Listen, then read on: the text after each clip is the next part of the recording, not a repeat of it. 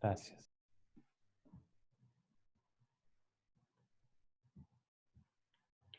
Bueno, pues un poco retomando el hilo, aquí ya que se va a grabar, aquí les muestro los libros a los que me estaba refiriendo, ¿no? El de Marcus Hundek, el de Philip Stelgar, Michael Moxter. En realidad bueno, no muchos más, pero hay algunos más que se podrían citar y que, bueno, he dejado fuera un poco por cuestiones de tiempo. Esta es la referencia, ¿no?, al texto de V. Wolf, el texto de las memorias. Estos son los dos artículos que, que publicó V. Wolf.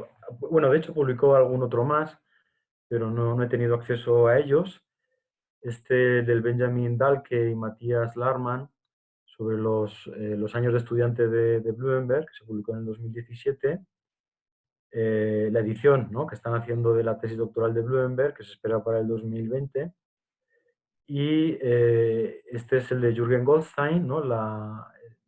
Este texto, ¿no?, sobre digamos, una visión de conjunto de la obra de Blumenberg.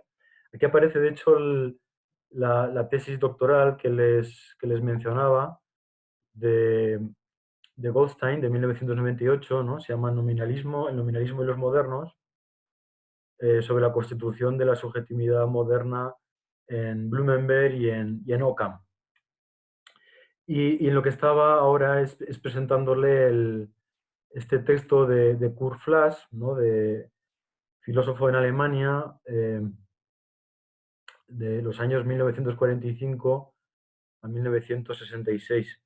De hecho, Kurt Flass, yo tuve oportunidad de conocerlo en Módena, porque allí lo invitaron a impartir un curso y él, recuerdo, ¿no?, que esto sería como en torno al año 2009, él decía que el libro que estaba escribiendo se iba a llamar La génesis del mundo blumenbergiano, precisamente en analogía al famoso libro de Blumenberg sobre Copérnico. Pero bueno, yo este libro sí he tenido oportunidad de echarle un vistazo con cierto detenimiento y fundamentalmente lo que hace es escoger, digamos, este periodo de producción de Blumenberg a partir de 1945 y ha leído los distintos textos de Blumenberg y los resume, ¿no? Esa es, digamos, la aportación del libro. Es directamente un resumen de esta obra temprana de Blumenberg. En ese sentido, no, digamos, no es su intención hacer ningún tipo de aportación original, ¿no? Tampoco tiene estudio de archivo, sino que simplemente es un resumen de estos textos, algunos de ellos bastante difíciles digamos, de conseguir, ¿no? O sea, porque son textos ya bastante, que se han publicado en revistas a veces, pues esto, ¿no?, de difícil acceso. Luego, en el año 2017, ya entra lo que les decía, esta otra perspectiva, la perspectiva fenomenológica, sobre todo a raíz del trabajo de Nicola Zambon, que es un italiano que se formó en la Universidad de Bolonia, pero que a cierto punto hizo diferentes estancias en París, trabajó con Jean-Claude Monod y luego pasó un periodo muy largo en la Universidad de Múnich, München, donde hizo esta tesis, o sea, escribió esta tesis que finalmente fue publicada aquí en Wilhelm Fink, eh, que es un libro donde trata de recuperar, ¿no?, toda esta reflexión que tiene Blumenberg sobre la cosmología desde una perspectiva fenomenológica.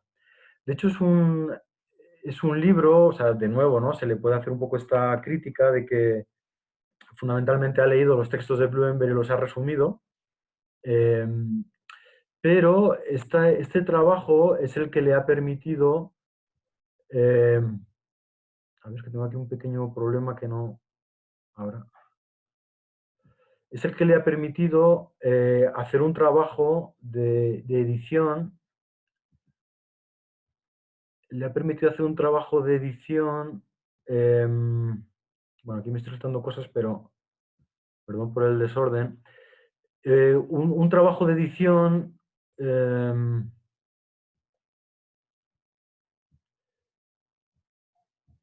bueno, yo creo que seré capaz de encontrarlo. Bueno, ha hecho un trabajo de edición, me estoy saltando, pero bueno, luego volver al otro.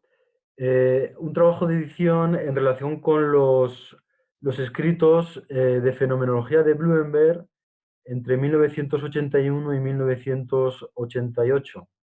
Este es un libro que publicó hace un par de años y que creo que debo tener por aquí si lo encuentro.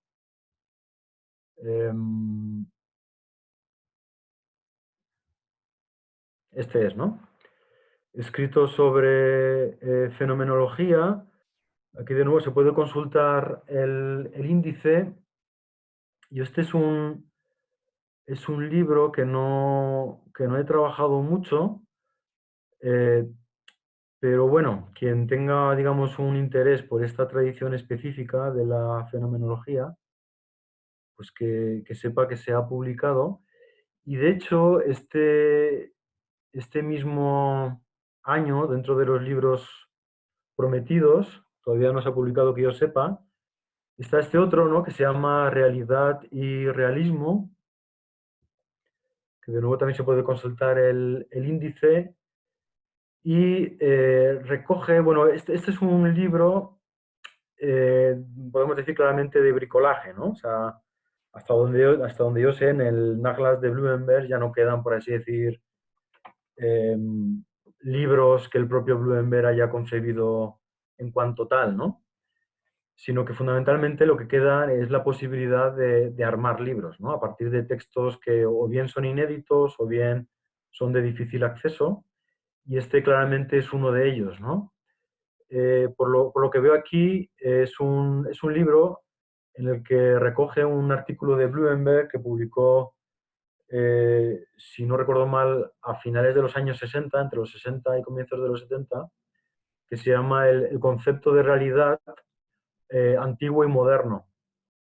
Y este texto lo preparó Blumenberg cuando inició su colaboración con la Academia de Ciencias y Literatura de Mainz, ¿no? de Marburgo, y de alguna manera Blumenberg hizo un intento de retomar la historia conceptual, la historia de los conceptos de la tradición de Koselleck, pero antes de él también de Haeckel, y de otros autores, ¿no? Incluso en cierto modo también el propio Gadamer, de intentar utilizar esta historia conceptual para hacer una historia de la metafísica, ¿no?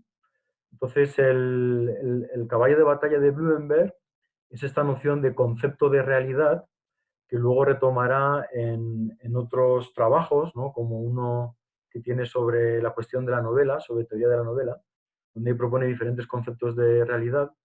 Y este libro, pues de alguna manera reconstruye un poco algunos de esos trabajos, ¿no? Bueno, la mayoría de los textos yo francamente he de decir que no los conozco, no sé muy bien de qué van, ¿no? Pero bueno, es un libro que en principio se publicará en los próximos meses.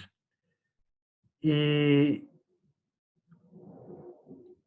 y bueno, también les quería mencionar, ¿no? Que sea un poco feo referirse a las propias publicaciones, pero en el año 2017 organizamos un congreso en la Universidad de Leipzig sobre el Nachlass de Blumenberg, y ese congreso, o sea, los resultados de ese congreso se han publicado, se publicaron el año pasado en Surkamp, no, perdón, en Surkamp, ya quisiéramos, en Karl Albert Verlag, y son una serie de trabajos, ¿no? Que se centran digamos, en el legado de Blumenberg. Traté de aportar un texto sobre las contribuciones tempranas de Blumenberg a la radio, cuando todavía era, digamos un doctorando, o sea, alguien que estaba todavía tratando de encontrar una posición académica.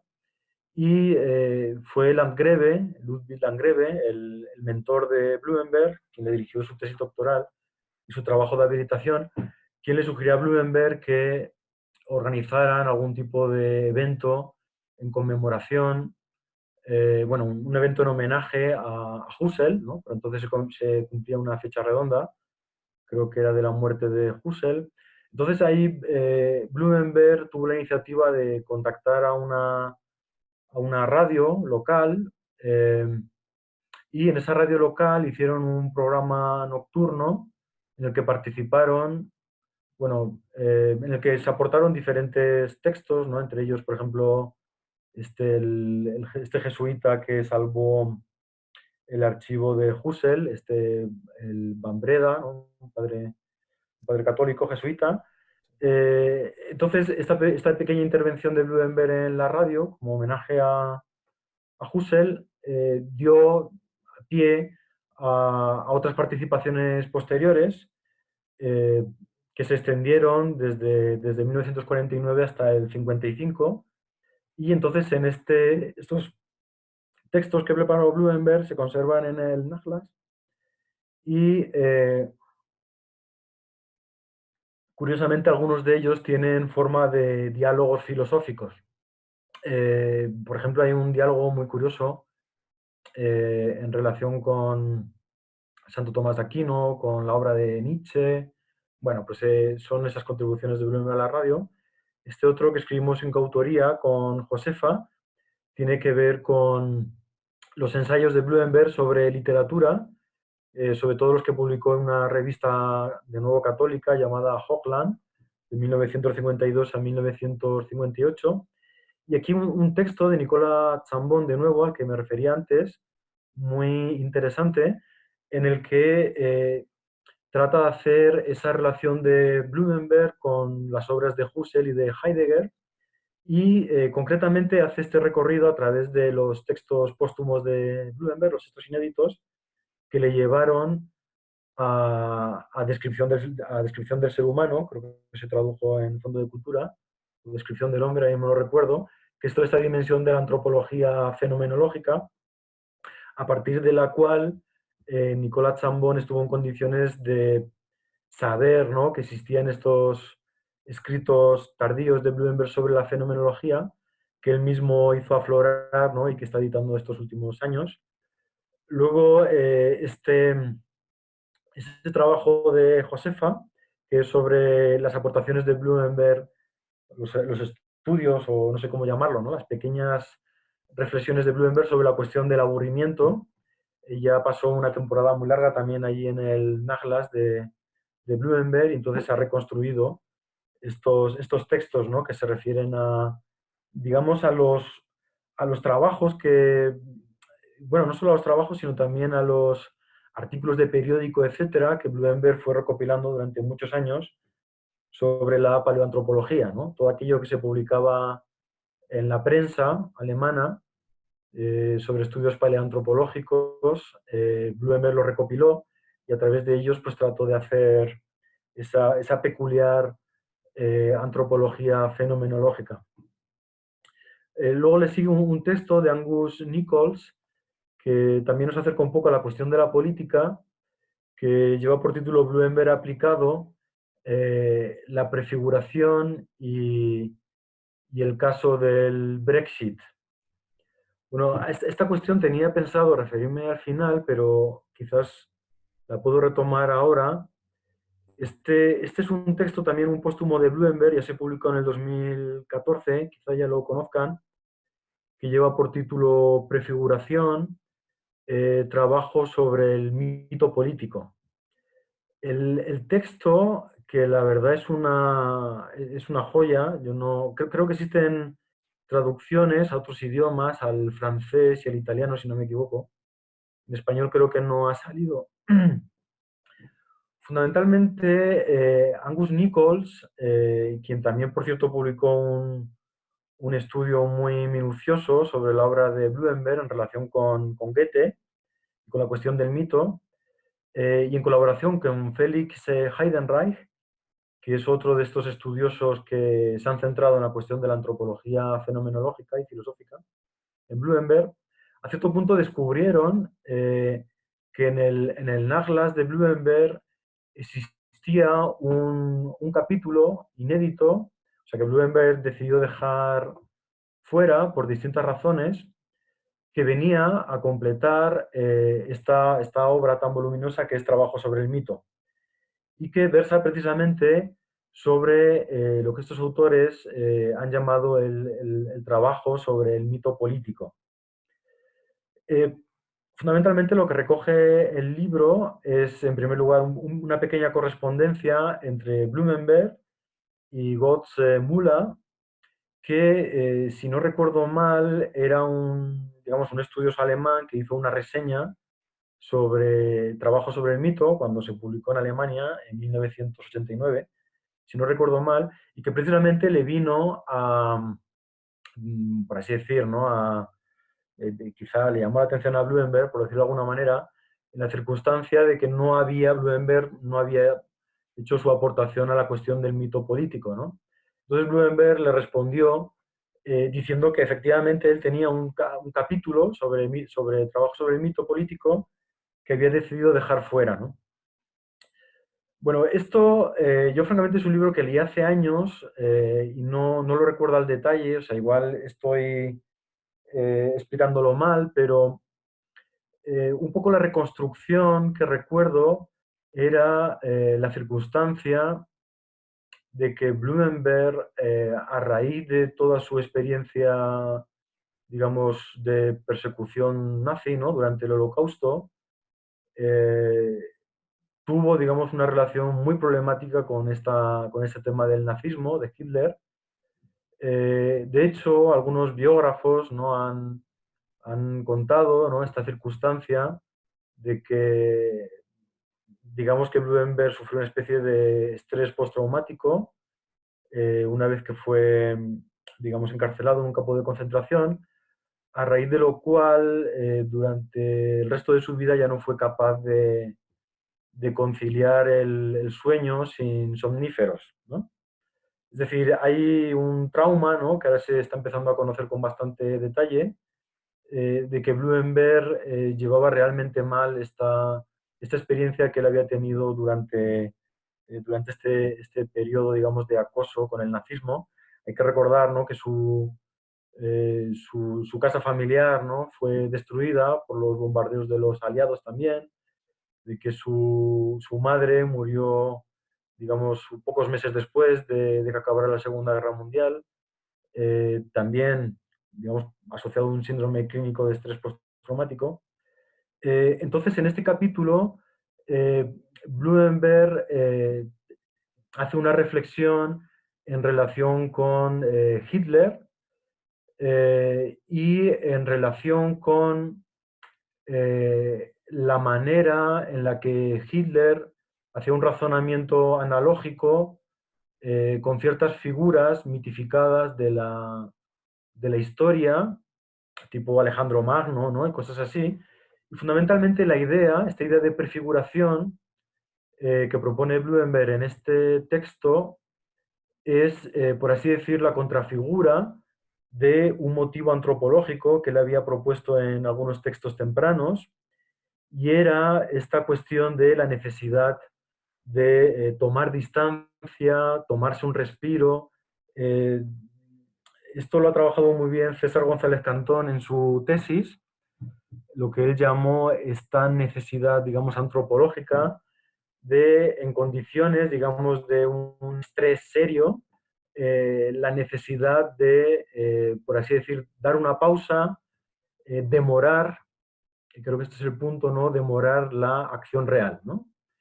O sea, Bloom tiene una serie de textos interesantísimos donde dice que esta cuestión de la delegación, de la representación, ¿no? Aparece esta dimensión de representación política interpretada bajo una perspectiva antropológica, en el sentido de que la representación la entiende Blumenberg como delegación, en el sentido de no querer intervenir en la realidad, ¿no? Utilizar mecanismos de carácter retórico o de cualquier otra índole para evitar el momento de tomar una decisión que pueda ser una decisión demasiado drástica y que pueda tener consecuencias, ¿no?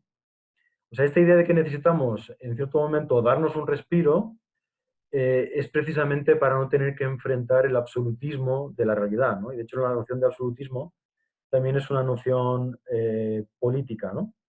Bueno, pues esta idea de la delegación, de la distancia, de la demora, de la decisión todo el tiempo que se pueda, Blumenberg encontró en este concepto de prefiguración algo así como el antagonista, ¿no? Es decir, aquellas circunstancias en las que un individuo debe tomar una decisión de manera rápida, urgente, y no tiene elementos de juicio suficientes como para saber si esa decisión va a ser adecuada. Entonces el argumento de Blumenberg es decir que esos momentos de déficits de racionalidad, e incluso de inconceptuabilidad, aparecen de alguna manera compensado por un mecanismo simbólico, mítico, que es el de la prefiguración, que fundamentalmente lo que significa es que aquel individuo que está en esta situación de urgencia, de necesidad de tomar esta decisión que puede estar cargada de consecuencias, como carece de elementos de juicio, busca una analogía que Blumenberg llama mítica con otras figuras del pasado que en situaciones que se creen parecidas han tenido éxito, ¿no? Y esto es el concepto de prefiguración, o sea, prefiguración mítica, en el sentido de que el éxito pasado, ¿no? El éxito de una figura mítica del pasado, está prefigurando nuestro propio éxito en el presente. En el fondo, aquí Blumenberg lo que hace es retomar este concepto de esa noción de fenomenología de la historia, que en realidad proviene de Ludwig Landgrave, pero lo hace ahora desde esta peculiar relación entre antropología, mito y inconceptuabilidad. Entonces Blumenberg, en ese capítulo inédito, reconstruye digamos, un episodio en el que Hitler tuvo que tomar, digamos, una decisión especialmente complicada, ahora mismo no recuerdo cuál, ¿no? Creo que era algo así como invadir algún país, no sé si era Polonia, alguno de estos, y creía míticamente, ¿no?, que él iba a tener éxito porque otras figuras previas, ¿no?, como Alejandro Magno, Napoleón, etcétera, habían tenido éxito en el pasado en circunstancias que él creía que eran parecidas, ¿no? Bueno, pues este concepto de prefiguración es el que, por así decir, ha venido a aterrizar una de las aportaciones más importantes de Blumenberg a la filosofía política, porque quizás como ya habrán tenido oportunidad de comprobar, ¿no?, a lo largo de sus trabajos para el volumen, no es nada fácil identificar exactamente en qué consiste la contribución de Blumenberg al pensamiento político, ¿no? Pues este texto yo les animo a que le echen un vistazo porque de alguna manera permite arrojar bastante luz a la comprensión de Blumenberg de la política y luego también explica el llamativo silencio, ¿no?, que Blumenberg tuvo en relación con las cuestiones de actualidad de su propio país, ¿no? El silencio que guardó en relación con estas cuestiones, ¿no? Bueno, no sé si me estoy extendiendo demasiado, no sé si tengo No, algunos textos que me gustaría comentarles. perfecto, Alberto, seguí todo lo que quieras. Sí, bueno, yo creo que en 10 minutos, 15 minutos ya termino y si quieren podemos establecer ya una discusión. Perfecto. Este, bueno, otra cuestión que ha estado también de bastante novedad fue este documental que se estrenó a finales del 2018, dirigido por Christoph Ruta, que lleva por título Hans Blumenberg, el filósofo invisible.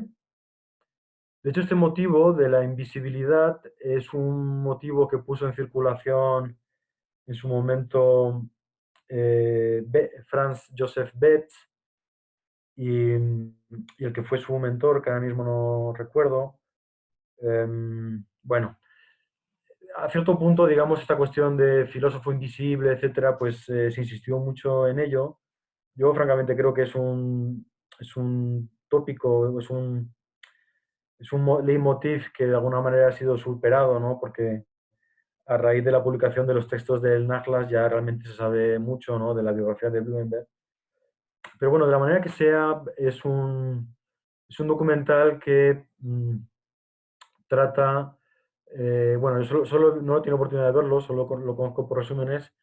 Hasta donde sé, creo que entrevista a 4 o 5 antiguos estudiantes de Blumenberg, que de hecho plantea, vamos, aunque no sé si deliberadamente, plantea este problema de las dificultades de sobrevivir, ¿no? Con las humanidades y con la filosofía, ¿no? Estudiantes de Blumenberg de filosofía que se han convertido, pues, en conductor de taxi, ¿no? En agentes de una empresa de publicidad, ¿no? Bueno, una serie de testimonios personales, ¿no? Que tratan de reconstruir lo que fue la vivencia de los cursos con Blumenberg. Y también aparece entrevistas con la hija de Blumenberg, con Bettina Blumenberg, con Rüdiger, con Rüdiger Ziel. Y de hecho, a propósito de este último, de Rüdiger Ziel, se espera que aparezca este mismo año. Espero poder encontrarlo. Debe estar por aquí. Bueno, Rüdiger Ziel, que probablemente sea uno de los mejores conocedores de la obra de Blumenberg en Alemania. Se ha pasado temporadas inmensas, ¿no? Estudiando el archivo de Blumenberg. Publicó este texto, que también es una pequeña joya, que lleva por título Die nackte Wahrheit, la verdad desnuda. Es un texto, en realidad es una de las aportaciones tardías de Blumenberg a la cuestión de la metaforología. No recuerdo bien si es un libro de los finales de los 70, comienzo de los 80, ahora mismo no lo recuerdo bien. Y es un libro que de hecho sí existe en el archivo de Blumenberg, constituido, digamos, como un esbozo de libro, ¿no? O sea, claramente Blumenberg estaba dándole vueltas a este texto desde hace mucho tiempo. Forma parte, digamos, de un proyecto más amplio, más complejo, ¿no? De distintas aportaciones que Blumenberg, de distintos textos que Blumenberg quería publicar en su Verlag, pero que por distintos momentos, por distintas razones, no se terminaron de publicar todos ellos. Y fundamentalmente el tema es esta cuestión de la verdad desnuda, la metáfora de la verdad desnuda, que de nuevo retoma estos motivos del absolutismo de la realidad, etcétera, y lo hace a partir de una serie de autores, ¿no? Nietzsche, Freud, Adorno, Kafka, Lessing, Schopenhauer, Kierkegaard, bueno, tantos autores. Eh, si alguien tiene interés, ¿no? Por estas cuestiones estéticas y metaforológicas asociadas a la obra de Blumenberg, les recomiendo que le echen un vistazo. De hecho, bueno, tiene una pequeña nota del editor de Rüdiger Ziel, de unas pocas páginas, pero fundamentalmente, como hace Surkamp, es el texto de Blumenberg, ¿no? O sea, no hay, digamos, un gran aparato crítico, pero es verdad que Rüdiger Ziel sí publicó un texto muy bueno, que es este de aquí, Verdades desnudas sobre la metaforología de la teoría de la inconceptualidad en Blumenberg, que aparece en un capítulo del libro de una colección de estudios sobre Blumenberg del año pasado, 2019, que lleva este título, algo así como Maneras de escribir de Blumenberg, perspectivas metódicas y perspectivas de análisis metódico y cultural sobre la obra de Blumenberg. Se publicó en el 2019. Es un libro que, vamos, si tienen interés también les animo a que lo vean. Entonces ahí Rüdiger Ziel es donde propiamente hace este trabajo de contextualización, de de la aportación de Bloomberg a la metaforología de la verdad desnuda. Y de hecho, un trabajo muy, muy esperado, espero poder encontrarlo aquí. Bueno, me perdonarán porque me he hecho un pequeño lío, pero aparecerá. Aquí es esta biografía que hace Rudi Gatzil sobre Blumenberg, que de nuevo se espera para junio de este mismo año, que lleva por título El lector absoluto, Hans Blumenberg, una biografía intelectual. Bueno, yo estoy seguro de que este va a ser un libro importante, que solo sea por la circunstancia, ¿no?, de que tiene 816 páginas, no está disponible todavía no está disponible todavía, digamos, la prueba de lectura, pero bueno, yo creo que sí va a ser un referente, y de hecho también va a ser interesante comparar este libro con la biografía esta, con las memorias que les presentaba de, de V. Wolf. Bueno, ya para terminar, para no, digamos, no extenderme más, quisiera también presentarles, eh, bueno, este mm, es un manual que se quiere publicar, es un manual sobre la obra de Blumenberg que se va a publicar aquí en esta editorial, a Metzler, que lo va a editar Rudi Gatzil y Oliver Müller, que lleva por título, este, lleva por título, es este de aquí, ¿no? Manual sobre Blumenberg, efectos, o sea, vida, trabajos y consecuencias, o sea, y efectos.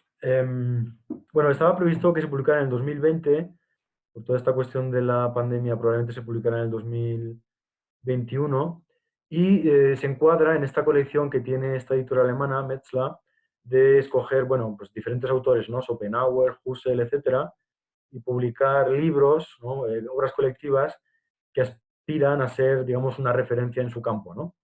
Pues bueno, Rudi Gatzil y Oliver Müller tienen previsto publicar este libro de texto sobre, dedicado a, digamos, hacer un recorrido de la totalidad de la obra de Blumenberg, ¿no? O sea, promete ser, digamos, una obra muy, muy extensa y muy exhaustiva. Los últimos textos que les quisiera enseñar, bueno, en realidad, sí, los dos últimos textos. Este es de Hannes Bajor, o Bayor, no sé, o Bayor, no sé cómo se pronuncia, Florian Fuchs y Joe Paul Kroll. Bueno, estos, Hannes y Florian, y de hecho creo que también el último de ellos, son, digamos, jóvenes estudiosos de la obra de Blumenberg. Los tres son alemanes, pero que por circunstancias han desarrollado sus estudios, sobre todo de posgrado, en Estados Unidos, ¿no? De hecho, algunos de ellos en universidades muy prestigiosas, ¿no?, como Florian en Princeton, si no me equivoco, y Hannes en Columbia.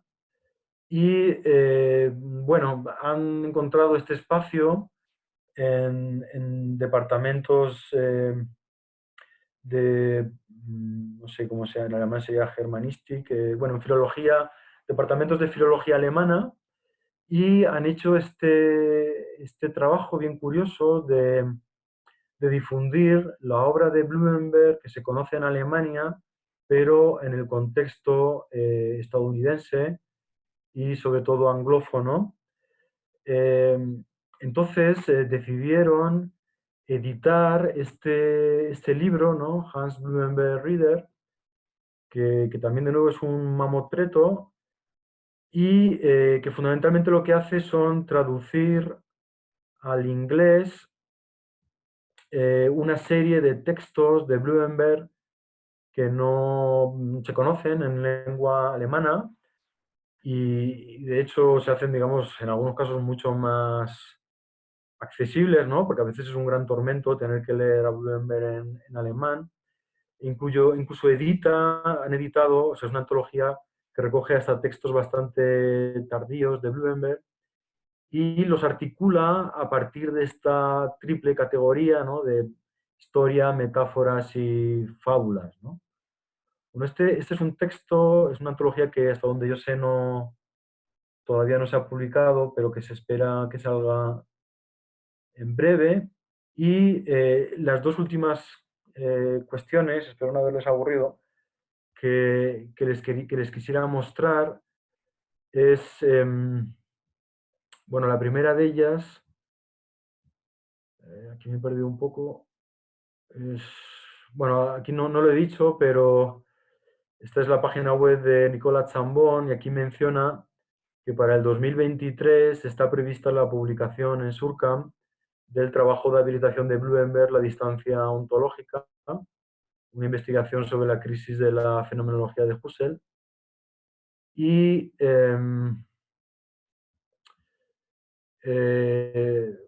no sé si es capaz de encontrarlo.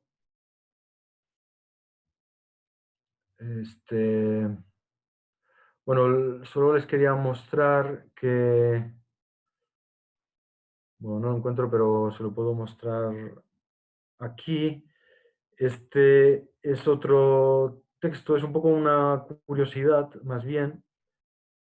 Es este de aquí, un número de revista de Neue Rundschau, que se publicó en el 2017 y en el que se recogen los textos de Blumenberg que publicó entre 1952 y 1955 bajo el seudónimo de Asel Collie, que en realidad era el nombre de su perro, ¿no? De su mascota, y que publicó en periódicos locales de allí de Alemania, sobre todo en colaboración con Alfons Neukirchen, que era el editor de digamos, de la sección cultural de, ahí no recuerdo mismo cuál es la ciudad, ¿no? Pero bueno, periódicos locales de Alemania, y entonces su amigo Alfons Neukirchen le permitió publicar estos pequeños, digamos, ensayos y han sido recopilados en este número especial del año 2018. Y ya, bueno, para concluir, esta vez sí, de verdad, si tienen, bueno, curiosidad en mantener un poco al corriente de lo que está saliendo sobre Blumenberg, se, se estableció hace un par de años la llamada Sociedad Hans Blumenberg en Berlín. Aquí han creado la página web y fundamentalmente tienen una sección, pues bueno, pues con noticias, ¿no? Con novedades, etcétera. Y tiene un apartado de publicaciones, o sea, del propio Blumenberg, ¿no? Aquí van recogiendo los textos que aparecen, hay algunos que no he mencionado, eh, y también las publicaciones sobre Blumenberg. Por ejemplo, este mismo año ha salido en esta revista, Weiterdenken, un pequeño dossier de, sobre todo de antiguos discípulos de Blumenberg, ¿no? Que escriben pequeños ensayos con motivo de su, digamos, del motivo de conmemoración, ¿no? Del 100 aniversario del nacimiento de Blumenberg. Luego un texto que también les animo a que lean, más bien es una entrada de blog, es de esta persona, Nico Schulte Ebert, que es una reseña de este ensayo de memorias de V. Wolf sobre Blumenberg que les mostré al principio. Ha puesto como título Trabajo sobre el mito, Trabajo de recuerdo sobre el mito, o sea, sobre el mito Blumenberg, ¿no? Y en el que hace, bueno, tienen aquí, creo que está al final, tienen una opción PDF para que vean, pero bueno, lo que hace es una es un estado de la cuestión sobre lo que se ha publicado sobre Blumenberg en los últimos años. De hecho, muchos de los textos que les he mencionado yo los he conocido a partir de este artículo. Recoge, por cierto, algunas fotografías, ¿no?, que para el fetichista sobre la obra de Blumenberg tiene su interés, ¿no? Este es, digamos, la casa de Altenberge, donde Blumenberg, bueno, pasó los últimos años de su vida, ¿no?, cuando se jubiló. Altenberge es una pequeña población, ¿no?, cercana a Münster. Bueno, de hecho aquí muestra, ¿no?, la Universidad de Münster. La verdad es un edificio muy impresionante. Aquí algunas curiosidades, ¿no? Es, digamos, una revista que publicaban los estudiantes de la Universidad de Blumenberg. Esta, por cierto, es la firma de Blumenberg, o sea, se nota que está sacado del legado de Blumenberg, en el que se anuncian, ¿no?, las conferencias, o sea, más bien las clases que estaban previstas, en este caso, de Blumenberg, ¿no? Esto creo que es de los años 70. Eh, Aquí una conferencia de Blumenberg sobre la cuestión de la escatología filosófica. De hecho, en el Naglas existe un texto inédito bastante extenso de reflexiones de Blumenberg sobre la escatología, que fue objeto de estudio de una tesis doctoral que también se publicó en Alemania, que lleva algo así también, lleva el subtítulo de la escatología filosófica de Blumenberg. Bueno, aquí una conferencia, en una clase, ¿no?, sobre Schopenhauer, y luego aquí un seminario, ¿no?, sobre la fenomenología, ¿no?, que de hecho probablemente guarda relación con los textos fenomenológicos a los que he estado haciendo referencia, ¿no?, con anterioridad. Y ya finalmente, esto también dentro de las anécdotas, este es un call for papers que lanzamos hace ya algunos meses, con la intención de organizar un pequeño workshop en la Universidad de Lübeck, en el Instituto de Historia de la Medicina, donde pasé algún tiempo haciendo una estancia postdoctoral con Cornelius Borg, y decidimos eh, organizar ahí un evento con el título este de cómo hacer historia y filosofía de la ciencia con Hans Blumenberg. Y aquí, bueno, pues esto lo estamos organizando en colaboración con Borg, ¿no?, que es el director del Instituto de Historia de la Medicina, que ha publicado algunos textos sobre Blumenberg, en particular uno del 2013 que lleva como título algo así como Blumenberg beobachtet, con Martina Filippi de la Universidad de Leipzig, que se acaba de doctorar también, es una especialista en fenomenología, y con Josefa, que está tratando de retomar, ¿no?, toda esta cuestión de la antropología de la antropología del aburrimiento. Bueno, yo no lo dejo aquí, no sé si me he extendido demasiado, pero bueno, No, les agradezco, ¿no?, por la paciencia que han tenido. no, y la verdad que impresionante toda la revisión, Alberto, bueno, que nos mostraste, ¿no? Particularmente me quedé obviamente, con prefiguración y con eso que vos deslizás, diríamos, en torno a un Blumenberg político, que es un poco lo que nosotros, bueno, no es que queremos rastrear, pero sí que, diríamos, hay una pregunta política detrás de nuestros encuentros y demás. Indudablemente es un texto para conseguir, para revisar. Eh, Vamos a ver si el absolutismo de la realidad de este 2020 Mm. efectivamente nos limita en hacerlo, inclusive diríamos con ciertos problemas que en la Argentina hay para conseguir libros en este contexto, ¿no? Pero indudablemente es muy, muy interesante. Yo te quería preguntar dos cosas, ligado a lo que vos nos fuiste mostrando y demás. Eh, Una es el texto de Blumenberg sobre Arendt y Freud, ¿no?, que trabaja ahí justamente. Que ahí no hay, diríamos, otro texto bastante ligado a un problema político, ¿no? Por lo menos, sobre todo, cuando Blumenberg desarrolla, diríamos, estas críticas. Y la segunda, si estabas al tanto de instancias editoriales, diríamos, de nuestra lengua sobre Blumenberg, ¿no? Sabemos que Blumenberg fue bastante, diríamos, se tradujo mucho Blumenberg al español, todavía quedan muchas cosas, obviamente. Indudablemente el impacto de su tesis doctoral, que citan todos los especialistas, va a generar mucho, me parece, también en Iberoamérica.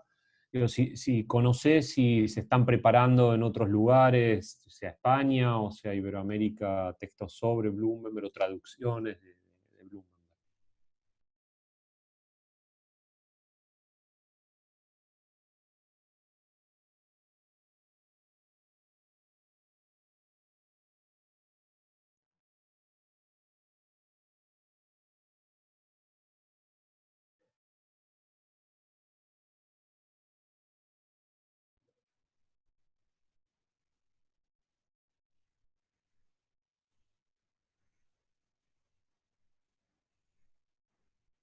Pamela, no sé si vos le podés habilitar el... Sí, Ah, Perdón, creo que tiene un pequeño problema con el Zoom, que todavía no estoy familiarizado.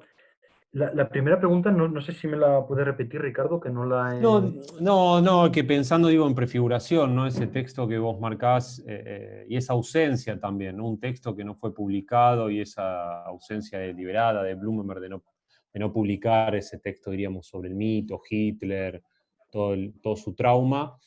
Yo te estaba preguntando por ese otro texto que sí se publicó, que se conoce, que es el texto sobre, digamos, vinculado a la crítica a Freud y a Arendt, sobre el Estado de Israel, Eichmann y todo eso, ¿no? Si vos ahí ves también, diríamos, un Blumenberg mucho más cercano a una pregunta o una sensibilidad política, si se quiere, por todo lo que la temática de la Shoah, del Estado de Israel genera, ¿no? Todo ese debate, diríamos. Em, sí, bueno, en relación con el texto de Freud y de Arendt, yo es un trabajo que no he estudiado en profundidad, o sea, bueno, sí lo he leído, sí conozco un poco digamos, la problemática básica, pero quien lo ha trabajado muy bien en un artículo, en una reseña y un artículo, es Hannes Bajor. De hecho, es una pena que conocía, conozco a Sí, Hannes lo publicó en personalmente. inglés. No, conozco Sí, el texto que escribió, que es diríamos, es un texto relativamente breve, si es el mismo que estamos haciendo, mm, ¿no? bueno, Es más una reseña el que yo conozco. el texto de Hannes, bueno, de hecho igual se lo puedo mostrar aquí un momento. Este,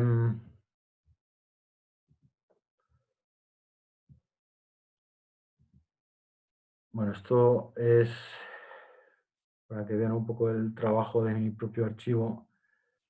Lo debo tener por aquí, Hannes Bajor. Bueno, él ha publicado, igual es la reseña a la que te refieres, Ricardo, que es el rigorismo de la verdad. Bueno, es una reseña de la edición inglesa, ¿no? Bueno, es una reseña de 9 páginas. Bueno, es breve, pero de verdad que es un texto Hannes hizo su tesis sobre Hannah Arendt, conoce extremadamente bien, su tesis de maestría sobre Arendt, la conoce muy bien, y luego el doctorado lo hizo ahí en Columbia sobre Blumenberg, ¿no? Entonces conoce a la perfección los dos autores y publicó esta reseña que yo recuerdo muy bien fundada, ¿no? La recuerdo muy bien fundada, pero aparte de eso, yo no sé si igual lo estoy confundiendo en, no, bueno, pues lo debo tener por algún lado, pero a mí me suena de que tiene publicado un artículo en inglés sobre las relaciones entre Blumenberg y Arendt, ¿no? O sea, dado el caso, lo puedo buscar o incluso se lo puedo pedir a él si no lo encuentro y Perfecto, te lo sí, puedo sí. enviar, sí. Sí, esta reseña sí la tenía leída y demás, porque es muy, muy vinculada, diríamos, a esto que te comentaba de una temática eminentemente, diríamos, de discusión política, ¿no? En un punto. Sobre todo porque Arendt y Freud, bueno, son dos autores que en Argentina se trabajan y mucho. Entonces, bueno, es un Mm. texto particularmente interesante. Lamentablemente no está al español, pero es muy, muy peculiar, ¿no? Sí, bueno, en relación con el otro texto, la verdad es que no me ha dado tiempo de prepararme bien, ¿no? El libro este de trabajo sobre el mito político. Es es un texto que yo leí, que tengo anotado, pero francamente olvidé olvidé de revisar, o sea, no puedo revisar las anotaciones. Mm. Y Bueno, de, de esto de las traducciones y demás, ¿sabés si van a haber libros y... bueno,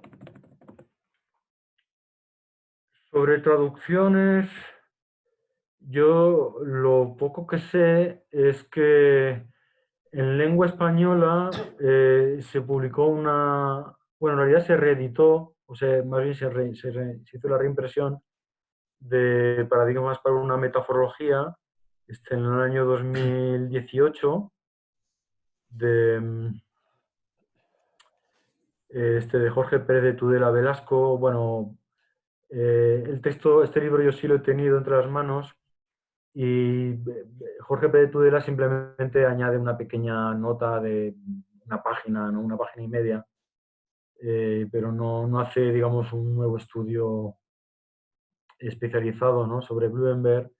En el 2016, si no me equivoco, 16 o 17, en 16, sí, publicamos en Trota, junto con Pedro García Durán, César y Josefa, publicamos una selección de los ensayos de Blumenberg sobre literatura, sobre todo son los textos de Hochland, que también van a aparecer en la antología esta que les mostraba antes en inglés.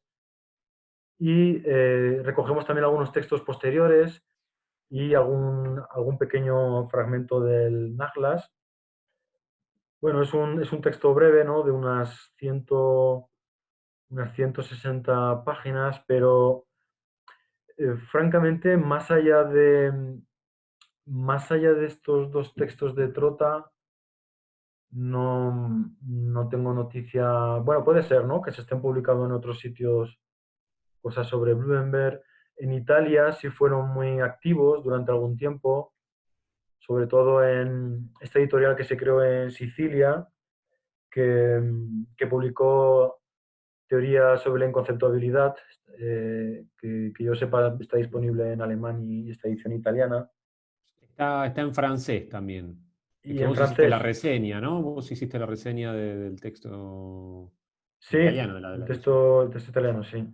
Y salvo eso, no. Lo que pasa es que es verdad que, salvo porque he estado, digamos, por circunstancias vinculado en este pequeño homenaje en Lübeck, yo francamente no llevaba ya un tiempo bastante largo sin estudiar Blumenberg, entonces me he desconectado un poco, ¿no?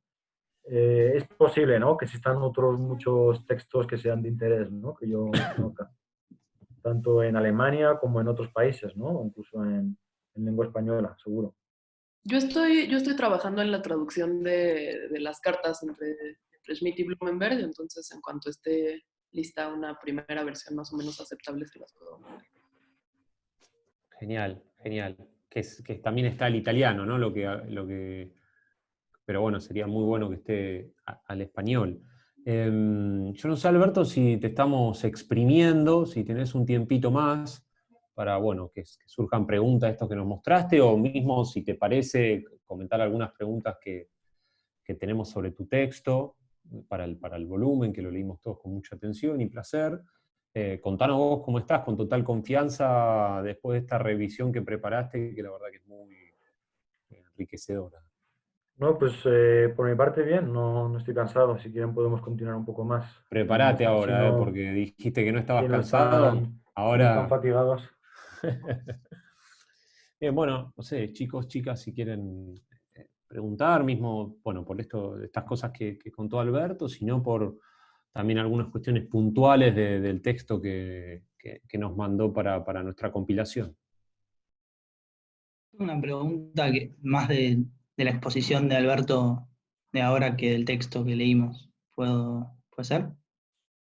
Que tiene que ver con lo primero que habló Alberto de los teólogos católicos que vinculan el pensamiento de Blumenberg con el catolicismo, y quería saber cuáles eran los argumentos o en dónde encontraban el vínculo entre Blumenberg y la teología católica o el catolicismo, una posición católica. Sí, ¿sabías respecto de eso?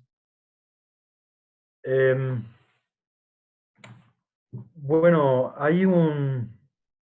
cuando uno hace el ejercicio de estudiar, ¿no?, lo que ha sido toda la producción intelectual de Blumenberg desde sus inicios, ¿no?, como fenomenólogo, allá los últimos textos, ¿no?, sobre trabajo sobre el mito, etcétera, uno reconoce que hay un periodo extremadamente largo, muy complicado además, donde Blumenberg escribió una gran cantidad de artículos e incluso de libros, donde aborda todo este periodo del final de la Edad Media.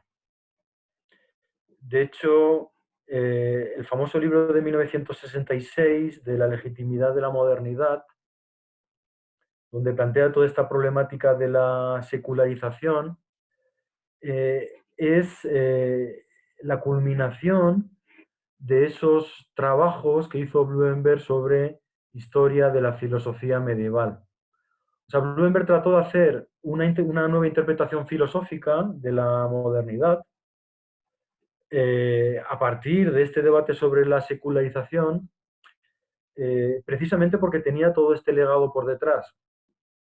Esto un poco nos lleva también al problema un poco de los géneros literarios, que quizá a veces pasa desapercibido, y es la circunstancia de que Blumenberg durante prácticamente hasta 1960, que es cuando publica Los Paradigmas, en el 57 publica si no recuerdo mal, en el 57 publica una antología de textos sobre astronomía moderna.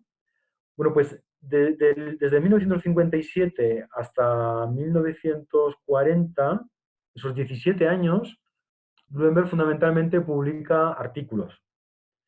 A partir del 57-60, publica libros y artículos. A partir de entre 60 y 66, esos 6 años, publica, digamos, libros y artículos. Y luego hay un momento en que solo publica libros, ¿no?, que ya es, digamos, cuando Blumenberg se consolida como académico.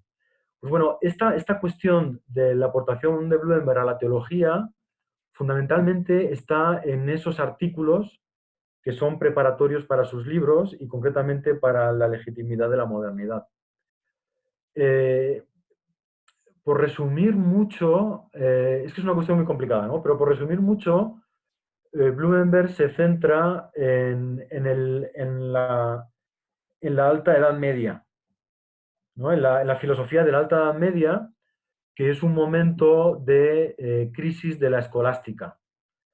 En la época de crisis de la escolástica, Blumenberg ve, por así decir, dos motivos que va a desarrollar con posterioridad, ¿no?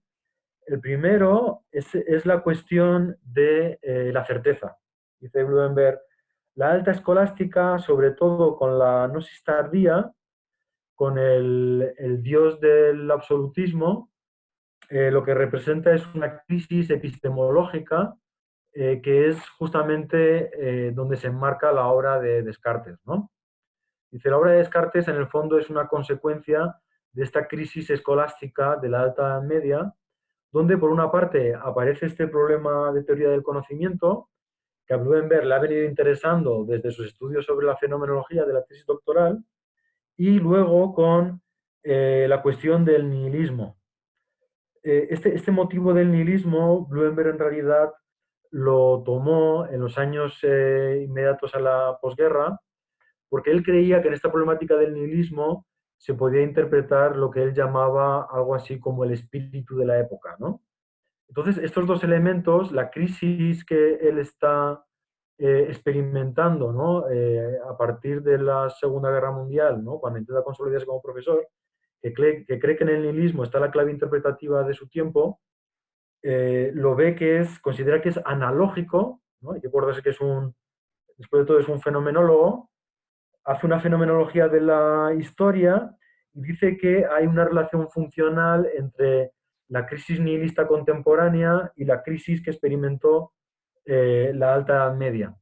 Entonces viene a argumentar, en la crisis de la alta escolástica, que es una crisis teológica, la que inaugura la modernidad, ¿no? Y ahí aparece todo el motivo de la reocupación, aparece el motivo del umbral de época. Entonces, esta cuestión del cambio de época, mediados por una crisis, que no obstante tiene un horizonte de sentido fenomenológico, habla de la metacinesis de los horizontes de sentido, es donde él trata de reinterpretar los grandes textos de la teología cristiana.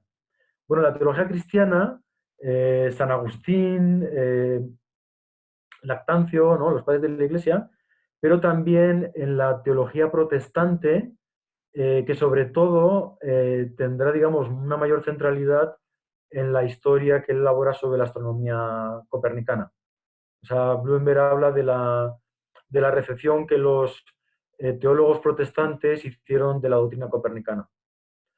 Pero bueno, no quisiera extenderme, ¿no? Pero fundamentalmente es ese periodo, ¿no? Que está vinculado a la legitimidad de la modernidad, ¿no? ¿Puedo reformular? Porque por ahí no fui claro. Lo que por ahí, tampoco por ahí entendí yo bien cuando expusiste al principio, yo había entendido que estos teólogos católicos acercaban la posición teórica de Blumenberg al catolicismo, más allá del movimiento que hace en la legitimidad de ubicar a la modernidad como el origen de la modernidad en el nominalismo de Occam y todo eso. Yo había entendido que acercaban la posición de un católica a Blumenberg. Eso había entendido, pero no entendí mal. Si no, bueno, descartemos lo que estoy preguntando. Sí, bueno, sí, simplemente un poco a añadir, ¿no? Aclarar, o sea, perdón un poco por la digresión antes. Más bien la recepción que hacen los teólogos católicos y protestantes de Blumenberg tiene que ver con la circunstancia de que el propio Blumenberg hizo aportaciones interpretativas a la tradición teológica, tanto católica como protestante. Entonces, estos teólogos alemanes lo que intentan hacer es como poner en valor lo que son estas contribuciones de Blumenberg al pensamiento teológico. O sea, no tanto porque quieran cristianizar o volver católico a Blumenberg, sino porque la propia obra de Blumenberg tiene elementos suficientes que permiten enriquecer la propia tradición hermenéutica católica, ¿no? O sea, fundamentalmente es eso. Hasta donde yo conozco, que tampoco es tanto, la verdad. Hay igual interpretaciones, diríamos, inclusive desde la literatura, la novela de Levi Charov lo muestra, diríamos, a Blumenberg como una suerte de católico, ¿no? Por su formación y demás, ¿no? Es decir, que siempre hay como ese intento de situarlo a Blumenberg como, no un nostálgico claramente, pero digo, como alguien que su condición de católico inicial, si se quiere, no la perdió nunca, aun cuando no profesar activamente la religión, diríamos, cristiana o el catolicismo en particular. Alberto. Sí, yo estaba interesado en hacer una pregunta al profesor.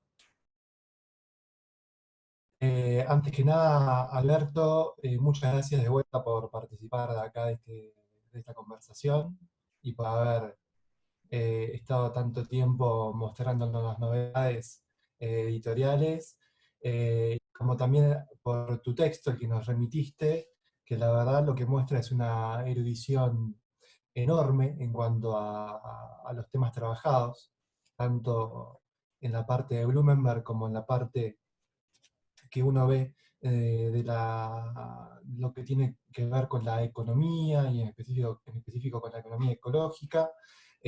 Lo que se ven son debates sumamente puntillosos, exhaustivos. En ese sentido, veo una gran labor, un gran trabajo el que has hecho, el cual da cuenta de muchos años de estudio y muchos y serios años de estudio sobre esta labor, así que te felicito por un trabajo bien logrado, por lo menos así lo veo yo.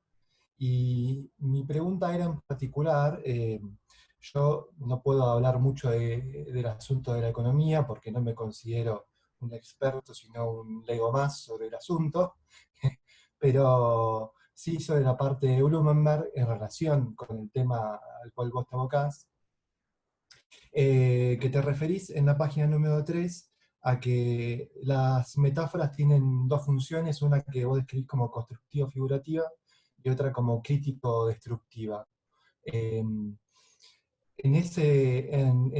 esa doble funcionalidad es que vos podés armar el juego que da cuenta, que da el título al trabajo, que es sobre el caballo de Troya. Y mi pregunta era si quizás la persistencia de las metáforas que Blumenberg estudia, bueno, ya nos pasaste paradigmas para una metaforología, pero también las metáforas aparecen constantemente en la legitimidad de la edad moderna.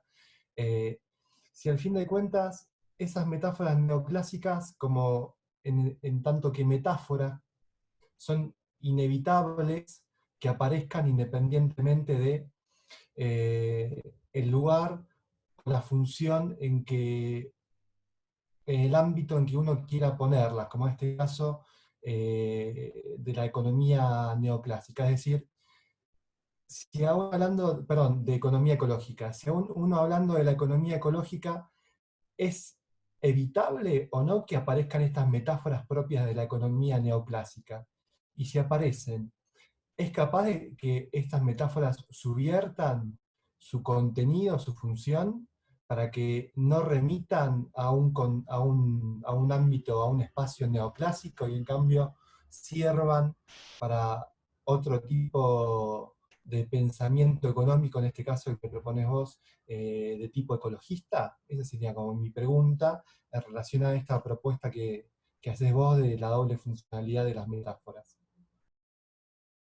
¿Te parece, Alberto? Discúlpame, si sumamos alguna que otra pregunta más ligado a esto que marcó Gonzalo, o preferís ir contestando una y una, ¿cómo preferís hacer? Bueno, podemos juntar varias preguntas, ¿sí? Varias intervenciones. Perfecto. A mí, yo también quiero plantear algunas preguntas. A mí me pareció interesantísimo tu texto porque yo trabajo en cosas sobre ecología y jamás se me hubiera ocurrido juntar estas dos cosas que yo casualmente hago en algo similar. Entonces, me pareció muy revelador sí, tengo mil cosas que me gustaría discutir, pero creo que sí, hay poco tiempo ahora, entonces más bien hay dos cosas que me gustaría que nos contaras un poco más porque no se desarrollan tan explícitamente en el texto. La primera tiene que ver un poco también con esto de los cometidos, crítico-destructivo y el otro, y es el problema de cómo se está jugando en esta conceptualización que tú haces, el problema de la intención, de la intencionalidad, digamos, a partir de la cual se formulan estas metáforas que intentan destruir digamos, paradigma de la economía neoclásica. ¿Cómo funciona? Porque un poco es engañosa también la metáfora del caballo de Troya, porque aquí no hay una, digamos, hay un problema con la intencionalidad de estas metáforas, ¿no? Porque parecería que estas metáforas intentan subsanar aquellos huecos que están patentes en la economía neoclásica, pero que terminan en realidad solo reforzando los mismos paradigmas, digamos, capitalistas, en lugar de solucionar, digamos, también monetizando pues a la tierra y a la naturaleza, en vez de hecho, subvertir el orden discursivo de la economía neoclásica.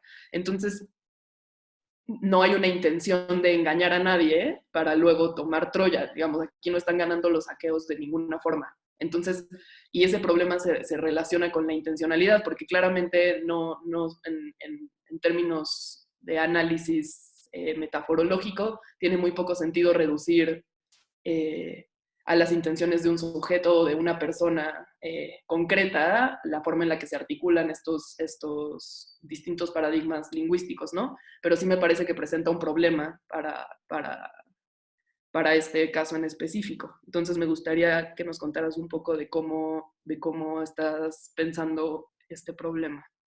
Y por otro lado, creo que es un tema muy vigente en México, sobre todo hay, no sé si estuviste al tanto, pero Elena Álvarez Huila acaba de sacar este problema sobre la ciencia neoliberal y está hablando de cómo el Estado tiene un papel dentro del desarrollo científico del país para desestabilizar este paradigma de la ciencia neoliberal. Y entonces el problema, creo que cómo se relaciona esto con el artículo, es cómo se puede de hecho salir del paradigma.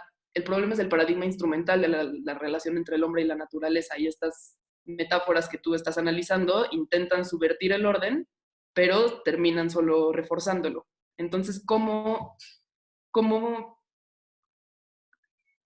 ¿qué tipo de papel tienen las metáforas dentro de estos intentos de salida del paradigma instrumental?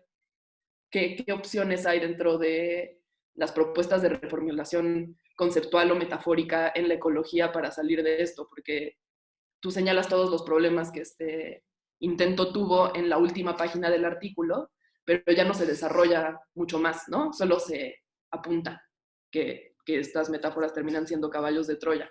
Pero me gustaría saber si existen otros registros del discurso ecológico que sí permitan de alguna manera subvertir el paradigma instrumental a partir del cual se construyeron estas que al parecer no funcionan como pretenden.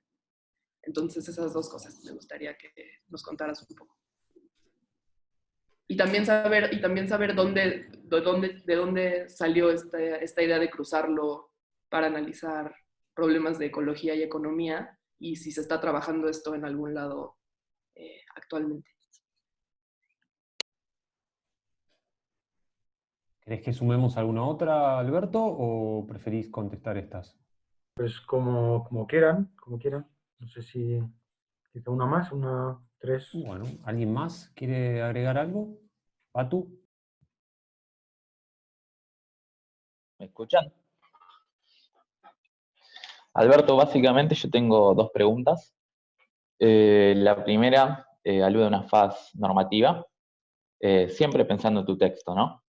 Y es la siguiente.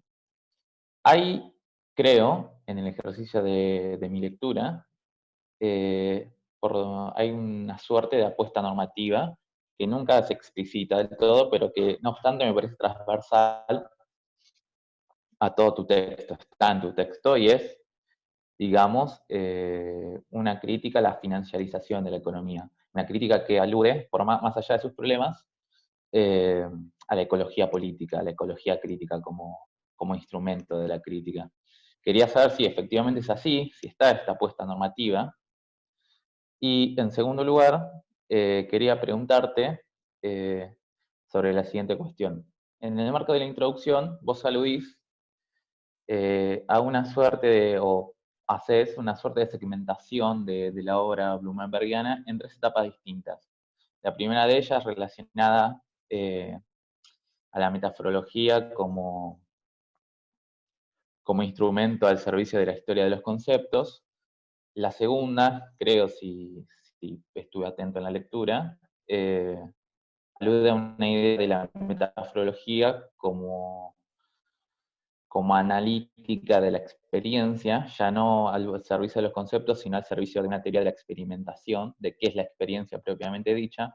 Y en tercer lugar, una metaforología al servicio de el mundo de la vida, por así decirlo, dirigida hacia el campo de lo plenamente inconceptual. Quería saber si es así, efectivamente, si pensás que se puede hacer esta triple segmentación, porque justamente me pareció que tiene un punto o es un punto disruptivo con la mayoría de los comentaristas y estudiosos de la obra, ya que casi siempre vemos una segmentación doble que hace el corte entre una metaforología al servicio de los conceptos y una metaforología dirigida ya al mundo de la vida. Quería saber si efectivamente es así.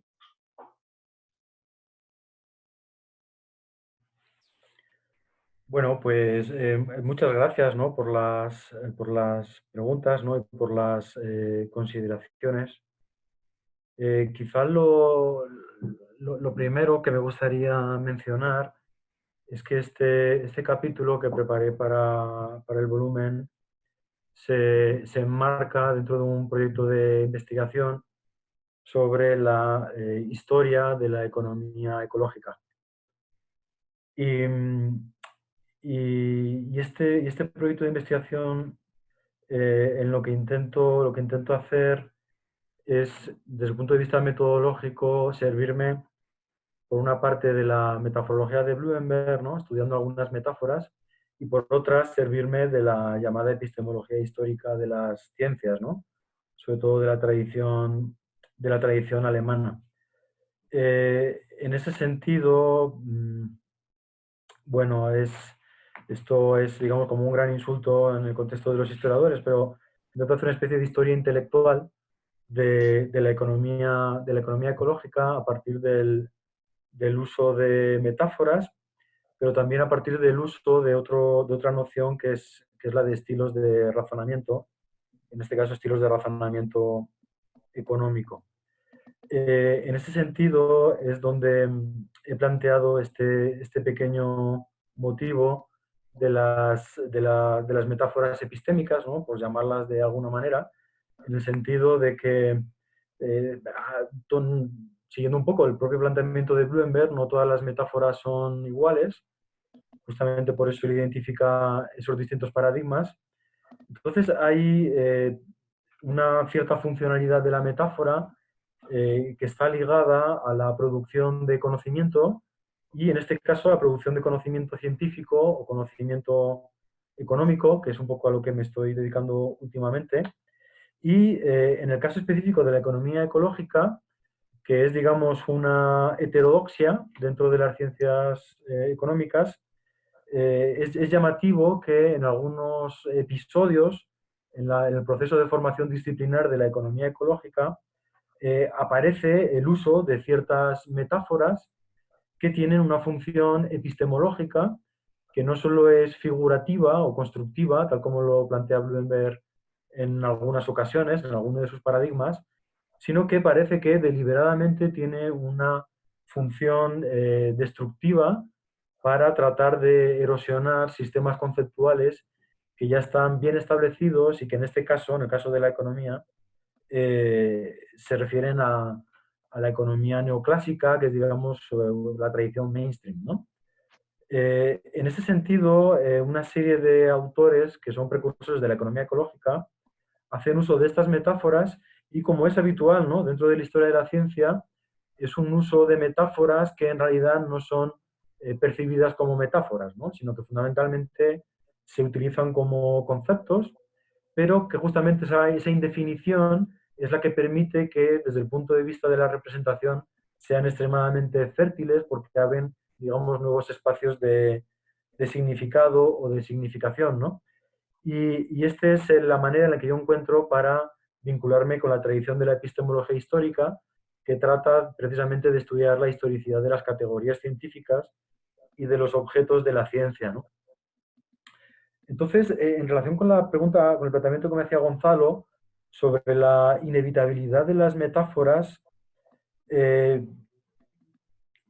no estoy muy seguro, ¿no?, de que las metáforas sean inevitables, porque fundamentalmente son convenciones, ¿no? Tienen un carácter convencional asociado al uso del lenguaje, pero que precisamente en este caso que les planteaba, del surgimiento de la economía ecológica a partir de lo que llamo un poco las metáforas ambientales de la escasez, están dirigidas con una función crítica en relación con esos sistemas conceptuales de la economía esta neoclásica y concretamente están vinculadas a una cierta prognosis de futuro, ¿no? O sea, en este sentido también trato de vincularme a la obra de Koselleck, en el sentido de que el uso que hacen estos economistas, que también en algunos casos son ambientólogos, es introducir una metáfora para tratar de generar una representación sobre cómo será el futuro, ¿no? Sobre esta catástrofe venidera, tal y como se la imagina a autores como Baldwin, ¿no? Esta famosa motivo de la nave espacial Tierra, ¿no?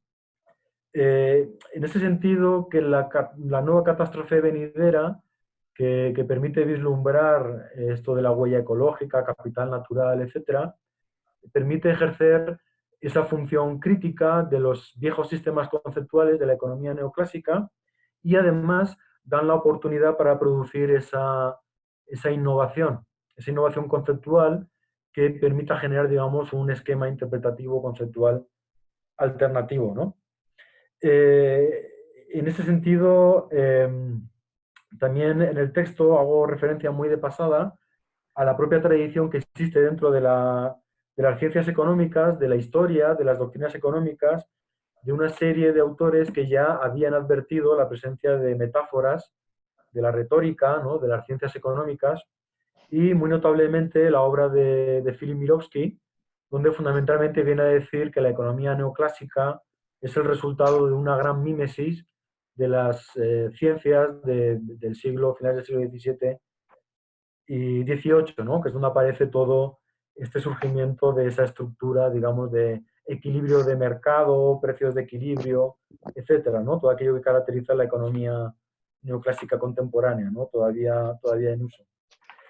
Luego, en relación con lo que me plantea Miranda sobre la intencionalidad de las metáforas, la verdad que es una pregunta que yo no sabría responder bien, esta vinculación entre sujeto y metáfora, si las metáforas están cargadas de esa especie de intencionalidad que se mantiene en el tiempo. Mi impresión general, al menos en lo que es la tradición específica de Blumenberg, es que en la medida en que Blumenberg trata de vincularse a una fenomenología de la historia y que la metaforología en ciertos momentos la interpreta como una herramienta, podemos decir, subsidiaria de la metaforología, de la fenomenología de la historia, las metáforas marcan horizontes de sentido, en cierto modo, de larga duración. Y eso es lo que, en cierto modo, provoca que no haya una interpretación, digamos, excesivamente psicologista de lo que es la metáfora. Es verdad que Blumenberg se refiere en ciertos momentos a individuos, a contextos, pero más bien se centra, creo yo, en cómo el uso y el significado de ciertas metáforas se van transformando en el tiempo y a partir de aquí plantear el problema de la recepción, es decir, cómo la propia recepción de la metáfora produce dislocaciones de sentido que a su vez permiten nuevas conceptualizaciones, nuevos fenómenos de terminologización, o sea, de crear conceptos a partir de metáforas, etcétera, ¿no? O sea, yo creo que Blumenberg esto lo planteó más bien por el lado, por una parte de la fenomenología de la historia y por otra parte de la fenomenología del mundo de la vida, que es esta parte tardía de la obra de Husserl, ¿no? Pero yo francamente no sabría llevar el argumento mucho más lejos. Algunos de los textos que les he presentado precisamente tratan de enfocarse en esta cuestión de la relación entre metáfora y mundo de la vida, ¿no? Supongo que allí puede haber algo en relación con la cuestión de la intencionalidad. Luego, sobre toda esta cuestión de la doctrina neoliberal, es una cuestión realmente muy complicada, ¿no? O sea, el propio Mirowski publicó un libro que tiene su interés, que lleva como título, creo que no está traducido, está traducido al español, se titula algo así como La oportunidad, bueno, no recuerdo exactamente el título porque es un título rarísimo, ¿no? Estos giros que a veces tiene el inglés, algo así como una oportunidad perdida. Lo que se plantea es por qué la doctrina neoliberal, contra todo pronóstico, superó si lo decimos así, la prueba de falsación de la crisis financiera pasada, ¿no? del 2008, de cómo es posible que esa crisis claramente está ligada a la doctrina neoliberal, a la desregulación, a la libertad de mercados, etcétera, y no obstante la doctrina neoliberal todavía subsiste, ¿no? Bueno, el argumento de Miroski es complicado, ¿no? Porque él lo vincula a su vez a la obra de Ludwig Fleck y habla de un colectivo de pensamiento neoliberal. A su vez, ha habido otra serie de estudios que tratan de reconstruir toda esta doctrina neoliberal, en algunos casos incluso vinculado a la obra de Freud, ¿no? Al famoso curso del Collège de France, este del nacimiento de la biopolítica, donde con una capacidad analítica y una premonición extraordinarias, Foucault identifica que hay una suerte de gubernamentalidad neoliberal, ¿no? Y una nueva conceptualización del sujeto que él ya ve que están haciendo en Estados Unidos y que él analiza, digamos, con una gran brillantez, ¿no? Es verdad que él se refiere sobre todo al tanto caso de Estados Unidos como al caso de Francia, en el que está vinculado con la cuestión del estado de bienestar, ¿no? Donde se implementa un tipo de gubernamentalidad económica y de la población que Foucault vincula al poder pastoral, ¿no? O sea, es decir, hay una extraña continuidad histórica entre el poder pastoral cristiano y la gubernamentalidad neoliberal, ¿no? Eso es lo que viene a proponer, entre otras cosas, Foucault en ese texto. Pero bueno, es un tema tan complicado que francamente no me atrevo, digamos, como a aventurar una posición al respecto, ¿no? O sea, simplemente pues decir que es también importante que hay una diferencia que a veces se confunde un poco entre economía neoclásica y doctrina neoliberal, ¿no? O sea, no necesariamente no es lo mismo, ¿no? Es verdad que hay una cierta tradición, sobre todo la de la Escuela de Chicago, en la que la economía neoclásica se vuelve economía neoclásica neoliberal, ¿no? Pero en principio son cosas, digamos, distintas, ¿no? Desde el punto de vista histórico, ¿no? Al menos de la fase temprana, ¿no? Bueno, en relación con la cuestión esta de la apuesta normativa y la crítica a la financiarización de la economía, es verdad que yo en este texto que les propongo me he dejado muchas cosas fuera, ¿no? Porque insisto en que es un tema de una gran complejidad y existen una serie de debates, tanto en la economía ecológica, bueno, sobre todo en la economía ecológica, pero también en otros movimientos, ¿no? Como el llamado movimiento decrecentista, ¿no? El degrowth, o la economía de estado estacionario. Bueno, hay una serie de debates allí que están todavía operando, en los que realmente se ha producido una literatura abrumadora, especializada, en algunos casos de una gran calidad. Entonces yo no quería entrar allí porque de alguna manera superaba un poco la ambición del capítulo, ¿no? O sea, es un tema sobre el que se ha escrito mucho y hacer un estado de la cuestión y posicionarse sería algo muy complicado digamos, en las pocas páginas que contempla el capítulo, ¿no? Simplemente la pretensión del capítulo era mostrar cómo los elementos de análisis que proporciona la obra de Blumenberg puede dar, digamos, herramientas para analizar los problemas desde otra perspectiva, sin pasar por alto la circunstancia, es verdad, de que se trata finalmente de un enfoque, vamos a decir, epistemológico, y se deja fuera enfoques de otra naturaleza, ¿no? De enfoques institucionales, sociológicos o de otra índole que también desde luego tienen su propia legitimidad y desde luego deberían tener su cabida, ¿no? Y en relación con la última observación de Franco sobre las épocas, sobre la cuestión esta de la metaforología y una clasificación histórica de la metaforología, yo simplemente planteaba el artículo con esta cuestión, ¿no? Esbozar una serie de grandes momentos de la metaforología de Blumenberg para intentar mostrar que las aportaciones de Blumenberg a la metaforología, de nuevo, es una cuestión muy complicada que el propio Blumenberg dejó y retomó en el tiempo, a lo largo de su vida. De hecho, él a cierto punto en un texto dice viene a decir como que la metaforología da de sí lo que da de sí, ¿no? O sea que desde el punto de vista de la historia intelectual de la filosofía, no toda la producción puede ser metaforológica, porque la metaforología, digamos, muestra sus limitaciones metodológicas y hermenéuticas, pero no obstante, él no pudo evitar en diferentes momentos volver otra vez a retomar la metaforología con diferentes motivos filosóficos que fue concibiendo en distintos momentos, ¿no? Cuando se le ocurre, por ejemplo, esta idea de la inconceptuabilidad, pues entonces vuelve otra vez a la metaforología. Cuando trata de hacer esta especie de historia del libro, vuelve otra vez a la metaforología, ahí lo plantea desde la cuestión de la experiencia.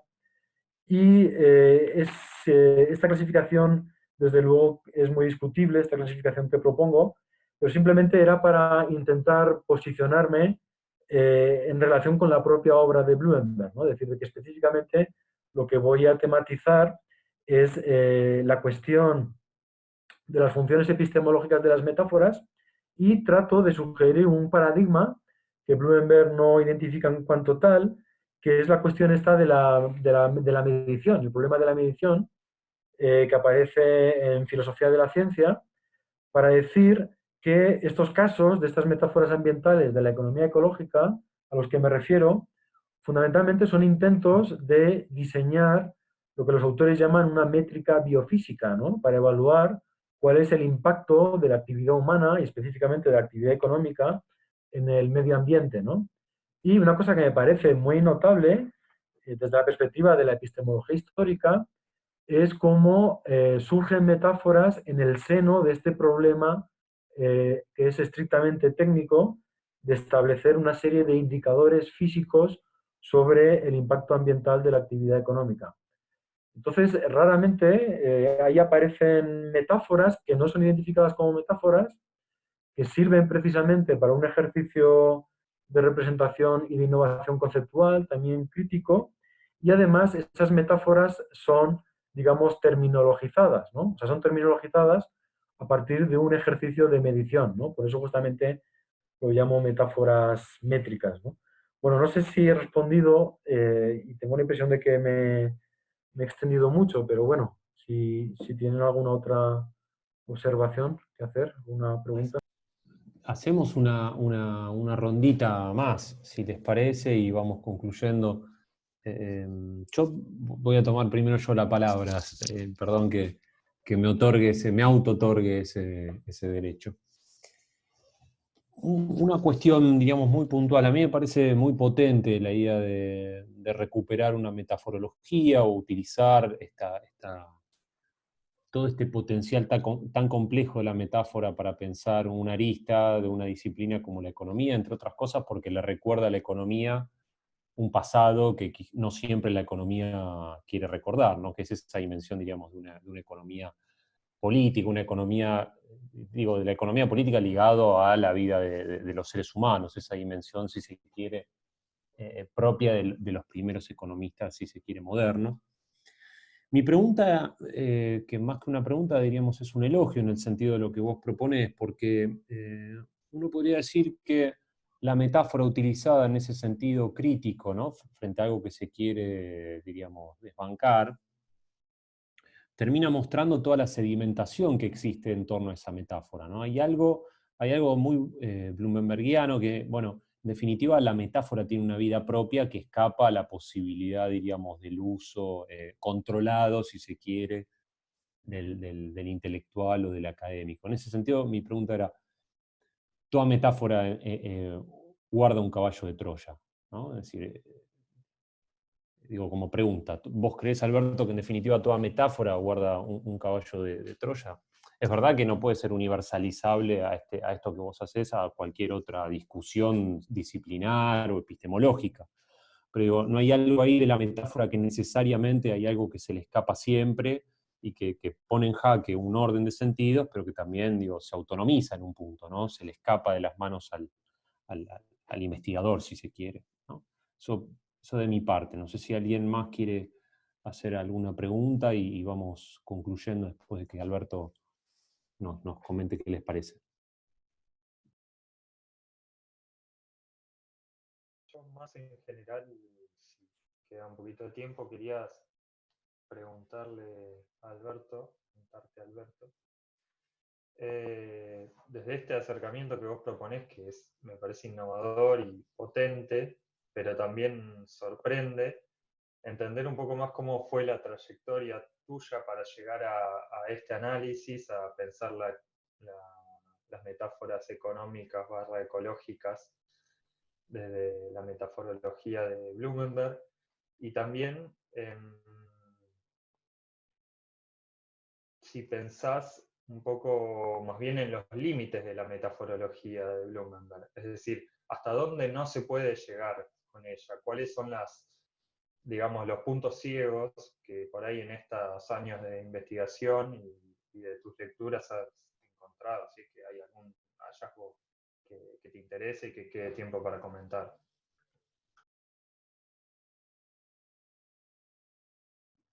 ¿Tenemos alguno más?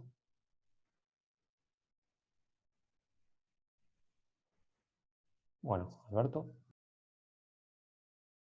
Bueno, pues muchas gracias, ¿no? por las dos preguntas.